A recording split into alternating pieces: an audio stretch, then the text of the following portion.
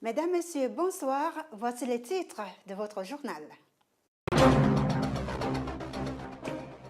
Crise au Burundi, la main cachée de Kagame. D'après des partisans du président Nkurunziza, le scénario décrit dans le mémo du chef des opérations de maintien de la paix serait une manipulation rwandaise.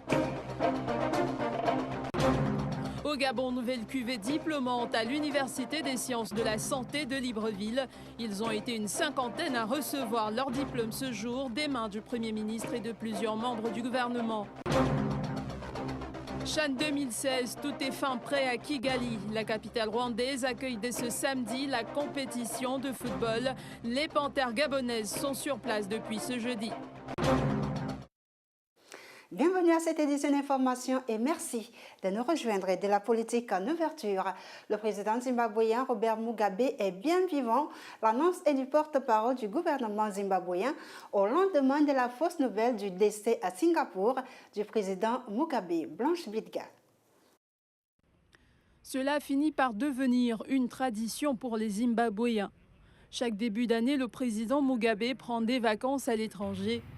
Et chaque année, des rumeurs ressurgissent sur les réseaux sociaux sur son hospitalisation, voire son décès. Cette nouvelle rumeur sur sa mort prétendue a été relayée par le site internet indépendant ZimEye, accuse M. Charamba, porte-parole du gouvernement d'Harare. Il a ajouté par ailleurs que c'est une façon pour ce site d'améliorer sa fréquentation pour se faire de l'argent sale. À 91 ans, Robert Mugabe est le plus vieux président au monde encore en poste. Actuellement en Asie, il se ferait suivre médicalement à Singapour, après avoir présenté ces derniers mois plusieurs signes de fatigue. Des signaux qui ont alimenté les divisions et lancé la bataille au sein du parti au pouvoir, l'Union nationale africaine du Zimbabwe, autour de la succession de l'indétrônable président qui s'est toujours refusé à désigner un successeur. L'ambassadeur des États-Unis au Gabon, Cynthia Akuete, s'est adressée ce vendredi à la classe politique et aux acteurs de la vie démocratique du Gabon à l'occasion de la célébration du Martin Luther King's Day. Dans son discours, la diplomate américaine a indiqué que la voie des urnes reste le seul moyen de sauvegarder l'unité et la paix dans un pays. Un discours sans ambiguïté qui est tenu au début d'une année électorale cruciale. Samperodnba.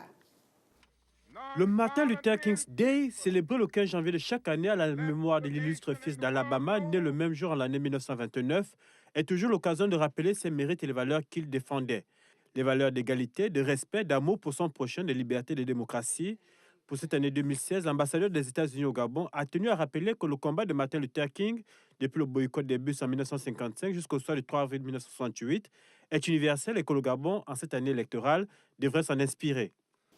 Je demande à tous les acteurs à s'engager dans les échanges raisonnables, le dialogue constructif et l'engagement positif. Aux ceux qui gouvernent, il faut diriger avec la transparence définie par le vibrant débat qui a animé Washington en 1963. À ceux qui voudraient gouverner, il faut proposer une vision positive pour la construction de l'avenir. Sans ambiguïté aucune, le discours de Cynthia Akuete est une interpellation à l'endroit des acteurs politiques et sociaux pour que les fondements de la démocratie soient respectés. Au moment des élections, le pouvoir revient au peuple, qui le transmet à son tour à l'élu. La représentante de l'État américain a souligné clairement que peu importe où il prend forme, le gouvernement du peuple par le peuple fixe un seul standard valable pour quiconque détient le pouvoir. La course à la magistrature suprême qui pointe à l'horizon se prépare dans un climat pour le moins tendu à Djibouti. L'opposition djiboutienne s'est dite déterminée à boycotter cette élection présidentielle suite à la violation de l'accord visant à réformer la commission électorale nationale indépendante. Les détails avec Dina Koussou. Alors que le Djibouti vit sous l'état d'urgence depuis la fin du mois de novembre 2015, en raison de la crise sociopolitique qui secoue ce pays, l'actuel chef de l'exécutif, Ismaïl Omar Guelleh, qui a déclaré être candidat à la présidentielle du 8 avril prochain, souhaite briguer un 4e mandat. intronisé comme candidat de son parti la semaine dernière, donc une violation des promesses faites aux forces vives de la nation en 2011, l'opposition djiboutienne, qui a exprimé son mécontentement, s'est dit prête à boycotter l'élection présidentielle. Principale raison, le non-respect de l'accord cadre signé avec le pouvoir et qui prévoyait une réforme de la Commission électorale nationale et indépendante, en abrégé CENI. Même si le régime guelleh parle de tentatives de déstabilisation, l'Union pour le salut national, en abrégé USN, la principale coalition de l'opposition, exige au respect de l'accord cadre signé avec le pouvoir. Ce spectre de la violence qui plane sur le ciel djiboutien pourrait conduire le pays dans une violente crise politique similaire à celle vécue à la suite des résultats contestés des élections législatives de 2013. Alors qu'il y a 2 années, l'opposition avait accepté de taire ses revendications pour mettre fin à la crise, cet appel au boycott de la présidentielle peut avoir de sérieuses répercussions sur l'avenir de ce petit pays d'Afrique de l'Est. À Bujumbura, les pro-Nkurunziza ne semblent pas être inquiétés par le mémo du chef des opérations de maintien de la paix de l'ONU adressé au Conseil de sécurité des Nations Unies.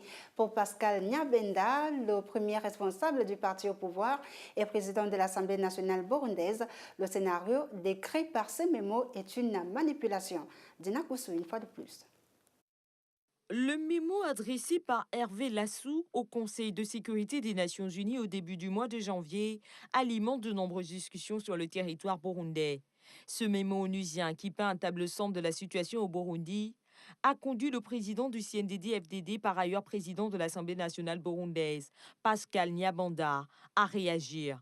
Pour lui, le risque de génocide envisagé comme un scénario possible dans le mémo d'Hervé Lassou n'est rien de moins que le fruit d'une manipulation rwandaise. Un discours très tenu par le Rwanda. Or, la situation ne peut être cela au Burundi où la haine a fait place à la cohésion. Pour preuve, le gouvernement, la présidence et l'administration publique en général comptent 60% des Hutus et 40% des Tutsis dans les différents postes de responsabilité. Occasion pour l'actuel président de l'Assemblée nationale de dénoncer un complot international qui, selon lui, aurait pour commanditaire le Rwanda et la Belgique. Nombre de putschistes sont partis à Kigali ou à Bruxelles, où ils y sont logés et nourris sans aucune inquiétude. Un aspect que déplore énormément le chef de la représentation nationale burundaise. Dans tous les cas, une mission du Conseil de sécurité des Nations Unies dirigée par la France, les États-Unis et l'Angola se rendra au Burundi du 20 au 22 janvier en vue de s'enquérir de la situation actuelle de ce pays de la zone des Grands Lacs. Mais cette mission pourra-t-elle arriver sur le territoire burundais? Seul l'avenir ne le dira. Le président nigérien Muhammadu Buhari a accordé une audience à plusieurs parents des filles de Chibok après une manifestation réclamant la libération de leur progéniture. Au terme de l'entretien, le leader du mouvement Bring Back Our Girls a laissé entendre que le chef de l'État dit avoir besoin de plus de temps pour retrouver et libérer les 219 victimes. Le reportage d'Abdulaziz Maïga. Après moult tractations, l'attente devient inlassable. Des parents visiblement inconsolables. Pour cause, ils sont sans nouvelles de leur fille enlevée il y a plus d'1 an et demi par le groupe islamiste Boko Haram. Il devrait ramener ma fille. Quel que soit son état, il devrait la ramener. J'ai accepté d'envoyer ma fille à l'école. Maintenant, elle a été kidnappée il y a 2 ans et le gouvernement ne peut pas la sauver. Notre gouvernement, celui-ci en particulier, doit mettre en place toutes les mesures possibles. Dans la foulée, les manifestants ont été reçus au palais présidentiel par le numéro 1 nigérian Muhammadu Buhari, qui réaffirme son engagement à retrouver et libérer les 219 victimes. En gros, le président a dit ce qu'il a déclaré aux médias, c'est qu'ils n'ont pas d'informations fiables, qu'il s'efforce d'être franc et honnête de la meilleure façon possible et qu'il n'est pas prêt à mentir. Ils n'ont pas de renseignements fiables qui leur permettraient de libérer les filles aussi rapidement que nous le demandons. Notons que la mise en place d'une commission d'enquête sur l'enlèvement des filles a été annoncée par le président nigérian qui est prêt à négocier avec un membre crédible de Boko Haram pour la libération des lycéennes. Au Gabon, la cérémonie de vœux 2016 pour les personnels de CETRAG, société d'exploitation du transgabonais, s'est tenue ce vendredi à la salle polyvalente de cette société.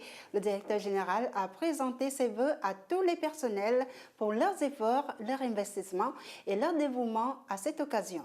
Judith Kwendo suit les images d'Alexenia.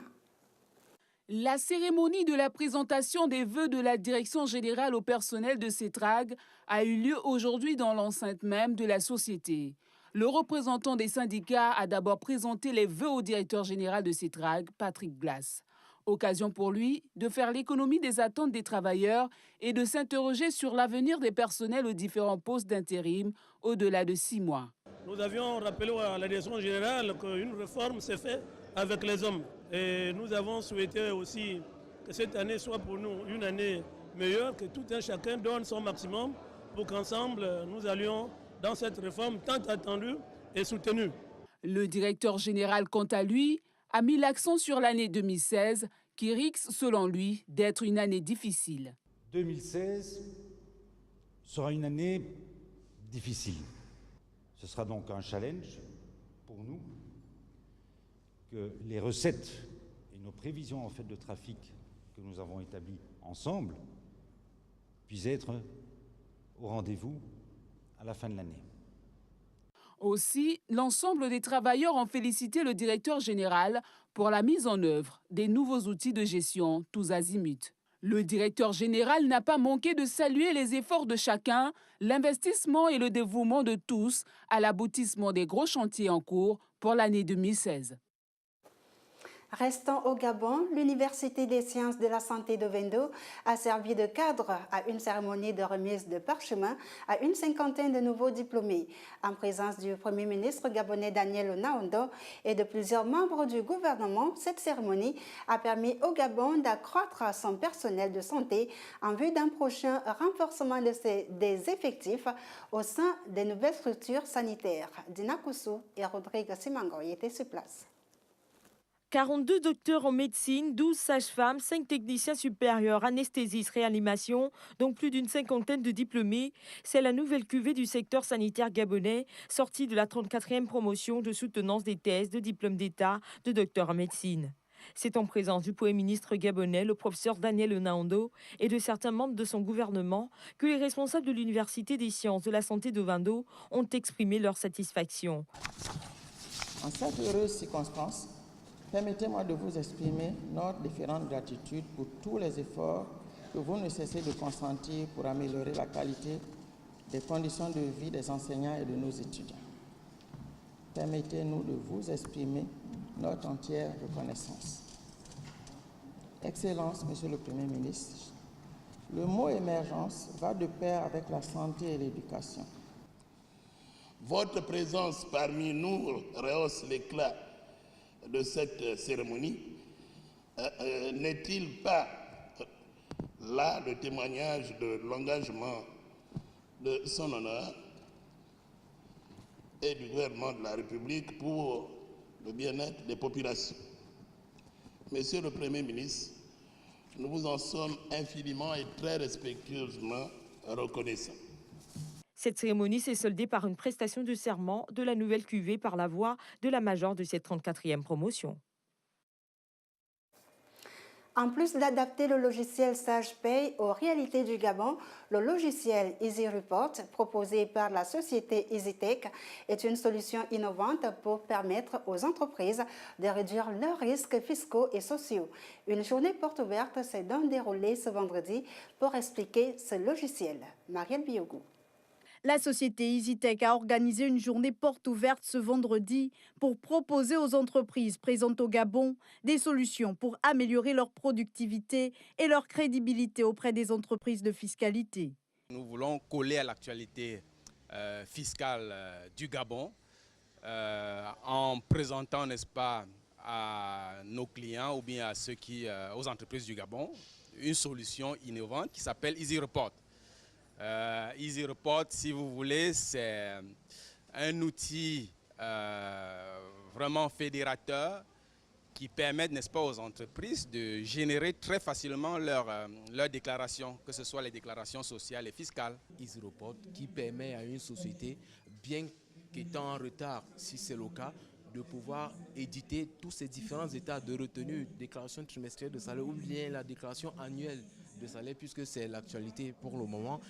Et EasyReport est venu encore plus facilité. EasyReport, il prend le tout sur SagePay et directement tout sort. Aujourd'hui, notre objectif, c'est d'être numéro 1 au Gabon déjà. Numéro 1 au Gabon et numéro 1 au niveau de la sous-région. Et on n'exclut pas effectivement l'Afrique de l'Ouest. Avec pour objectif d'être numéro 1 dans l'offre de ce service au Gabon, EasyTech veut à terme conquérir le marché sous-régional. Cap sur l'Afrique du Sud. Après la réouverture des portes cette semaine des grandes facultés du pays de Johannesburg à Pretoria, des heurts ont une fois de plus éclaté. Cette fois, les étudiants demandent la gratuité des études. Judith Kwendo. Après l'obtention du gel des augmentations des frais universitaires en Afrique du Sud, les étudiants exigent aujourd'hui la gratuité de scolarité à l'université pour tous. Pour répondre à cette demande, le ministre à la présidence, Jeff Radebe, a annoncé l'octroi d'une enveloppe de près de 500 millions d'euros, environ 327 000 milliards de francs CFA supplémentaires, pour soutenir l'inscription des plus pauvres, tout en mettant en garde tout débordement au sein des universités. Néanmoins, le gouvernement a également annoncé la création d'une commission chargée d'étudier la faisabilité d'une éducation gratuite. Et le rapport devra être rendu dans quelques mois. Toutefois, les étudiants estiment ne pas attendre la fin de l'année pour une réponse. Soulignant que les mouvements de contestation pour la hausse des frais de scolarité avaient eu lieu il y a 4 mois et cela avait entraîné la suspension des inscriptions dans plusieurs universités, notamment à Johannesburg et Pretoria. Une situation d'ailleurs prise en compte par le président Jacob Zuma qui avait opté pour la non-augmentation de ses frais de scolarité. L'ambassade des États-Unis au Gabon et l'Académie franco-américaine de management ont lancé ce vendredi, à l'occasion de la célébration du 86e anniversaire de la naissance de Martin Luther King, le nouveau centre culturel américain John Robert Lewis. C'est un espace de 60 mètres carrés qui pourra s'étendre plus tard sur 150 mètres carrés. Sam Perodba et Yannick Edo étaient sur place. 2 décennies après sa disparition qui a laissé plusieurs générations d'amoureux de la langue anglaise orphelines, le Centre culturel américain renaît quelque peu de ses cendres, le nouvel American Corner de Libreville, assez locaux, au sein de l'Académie franco-américaine située dans le quartier historique de Montagne-Sainte. Un partenariat entre la célèbre école et le département culturel de l'ambassade des États-Unis a permis en ce jour de redonner vie à une institution qui impactera de son empreinte la culture des étudiants et des passionnés de l'Amérique. Durant cette longue absence de centre de référence américain au Gabon, une génération entière s'est constituée, était orphelin du premier centre culturel américain, afflué à l'American Corner pour acquérir et développer des savoirs sous le prisme captivant du modèle américain. L'American Corner de Libreville va devenir surtout un centre de recherche et d'études sur l'âme du pays de Barack Obama. Les American Corner créent un espace libre d'accès, une fenêtre ouverte sur le mode de vie américain, la culture, la politique, la législation et les questions d'actualité.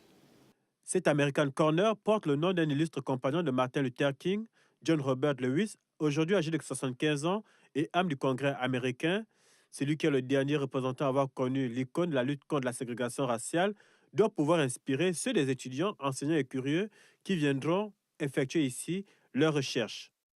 Santé à présent, un nouveau cas d'Ebola a été confirmé ce vendredi en Sierra Leone. Le pays était pourtant sorti de l'épidémie depuis le 7 novembre dernier. Ce nouveau cas survient quelques heures seulement après l'annonce par l'OMS de la fin de l'épidémie en Afrique de l'Ouest. Les précisions de Blanche Bidga. L'Organisation mondiale de la santé vient finalement de confirmer qu'il s'agissait bel et bien d'un nouveau cas de virus Ebola. Une étudiante tombée malade dans le village de Baomiluma, dans le district de Cambia, près de la frontière avec la Guinée, qui a ensuite été transportée par voie terrestre à Magburaka, où elle est décédée. Cette annonce intervient quelques heures seulement après la proclamation par l'OMS de la fin de l'épidémie d'Ebola en Afrique de l'Ouest, la plus grave depuis l'identification du virus il y a 40 ans, avec l'arrêt de toutes les chaînes connues de transmission au Libéria, comme dans l'ensemble de la région. Elle vient mettre fin également à tous les espoirs du pays, et même de la région, de sortir définitivement de cette spirale macabre. En effet, rien n'exclut l'émergence d'une nouvelle chaîne de contamination inter-États. L'OMS appelle à toujours plus de vigilance, mais les pays, eux, s'épuisent chaque jour un peu plus, économiquement, moralement et même humainement. Et du sport pour la suite, CHAN Rwanda 2016, tout est fin prêt. Le coup d'envoi de la 4e édition du championnat d'Afrique des nations de football, prévu du 16 janvier au 7 février au Rwanda, sera donné ce samedi à Kigali. À quelques heures du démarrage, le second vice-président de la Confédération africaine de football rassure que tout est fin prêt. Mamadou Niang. À quelques heures du coup d'envoi de la 4e édition du championnat d'Afrique des nations de football Rwanda 2016, tout est fin prêt selon le vice-président de la CAF pour la réussite de la compétition prévue du 16 janvier au 7 février.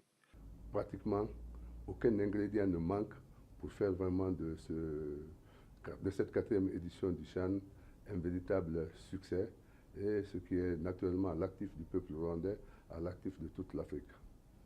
Le vice-président de la CAF salue les progrès considérables réalisés depuis l'instauration de cette compétition réservée aux joueurs évoluant en Afrique. Les équipes aujourd'hui, pratiquement, sont du même niveau. Il y a eu un progrès très important à la base, justement par rapport à la politique de développement de la Confédération africaine de football. Et ce grand travail donc a eu des résultats, de sorte qu'aujourd'hui en Afrique, il n'y a plus de petites équipes. Il y a certes de grandes équipes, mais il n'y a pas de petites équipes. C'est la 4e édition de la compétition organisée tous les 2 ans par la Confédération africaine de football, en alternance avec la Coupe d'Afrique des Nations. Avant le Rwanda, la Côte d'Ivoire en 2009, le Soudan en 2011 et en 2014 ont abrité la compétition. À présent, le 7 en plus du journal, Abdulaziz Maïga nous a déjà rejoint et ensemble nous allons nous intéresser au Burundi. En effet, les pro-Nkurunziza qualifient de manipulation le mémo adressé aux Nations Unies par le chef des opérations de maintien de la paix à Bujumbura. Nous en parlons dans un instant.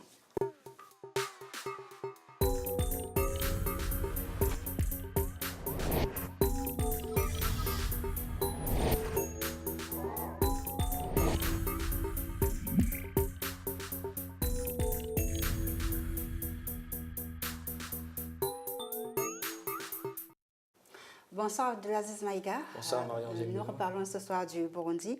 En effet, le risque d'une guerre civile, voire même d'un génocide, est envisagé par le chef des opérations de maintien de la paix des Nations Unies à Bujumbura.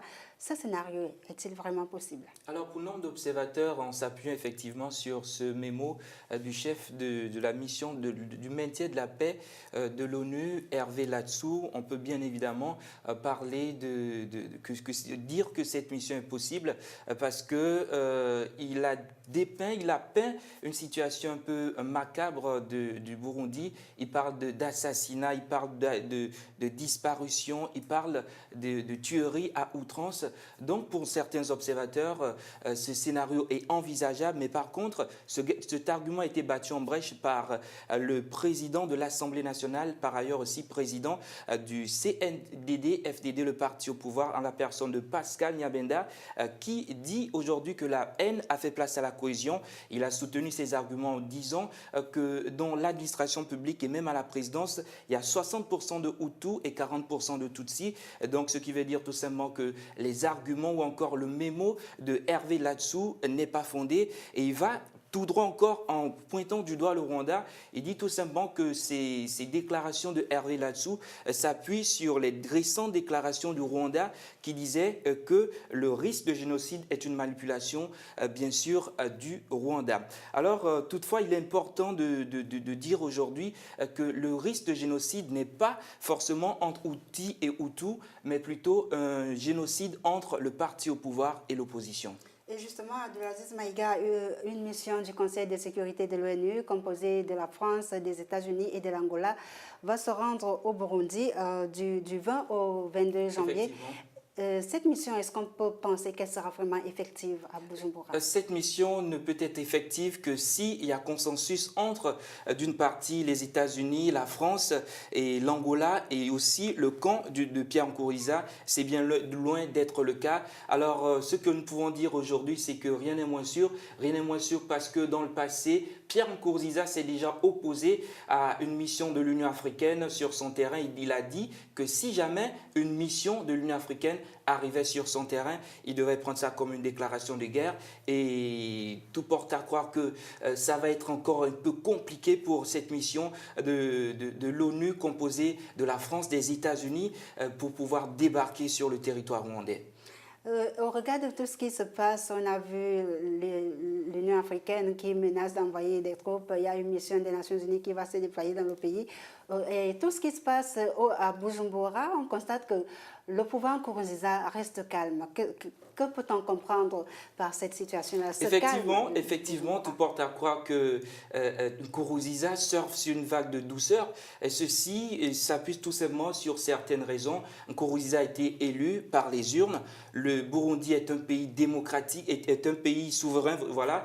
Et du coup, accepter l'invasion d'autres troupes sur son terrain, quand on sait qu'on a été élu par les urnes et qu'on est un pays souverain, ça laisse un peu dubitatif et on comprend la position de Nkurunziza qui s'entête pour certains à rester au pouvoir et qui pour lui est légitimement élu par le peuple burundais. Donc il est en pleine fonction de son pouvoir exécutif et du coup c'est le calme, c'est le moins que l'on puisse dire pour le moment. Et si jamais le Burundi bascule dans un génocide ou une guerre civile, ce qu'on ne souhaite pas, est-ce que les Nations Unies pourront être capables de maîtriser la situation ou de résoudre le problème? Alors, si on s'appuie effectivement sur les déclarations faites dans ce mémo de Hervé Lassou à l'Organisation des Nations Unies, nous pouvons dire que les États-Unis ou encore l'Organisation des Nations Unies n'est pas prête à venir ou encore à contenir un génocide parce que on se souvient qu'en 1994, l'Organisation des Nations Unies n'a pas pu freiner la minorité Tutsi face aux Tutsis opposants Hutus venus du Rwanda voisin. Et Hervé Lassou l'a clairement dit dans son mémo. Donc on peut dire que c'est un aveu d'impuissance, même si dans ce mémo, il souligne qu'il y a une possibilité de génocide qui se trame dans ce pays. Merci Abdulaziz Maïga d'être passé sur ce plateau et déjà excellent week-end. Merci. Voilà, mesdames, messieurs, c'est ici que nous allons mettre un terme à ce journal, mais avant, le rappel des titres. Le rappel des titres de ce journal, crise au Burundi, la main cachée de Kagame. D'après des partisans du président Nkurunziza, le scénario décrit dans le mémo du chef des opérations de maintien de la paix serait une manipulation rwandaise. Au Gabon, une nouvelle cuvée diplômante à l'Université des sciences de la santé de Libreville. Ils ont été une cinquantaine à recevoir leur diplôme ce jour des mains du Premier ministre et de plusieurs membres du gouvernement. Enfin, championnat d'Afrique des Nations 2016, tout est fin prêt à Kigali. La capitale rwandaise accueille dès ce samedi la compétition internationale. Les Panthères gabonaises sont déjà sur place.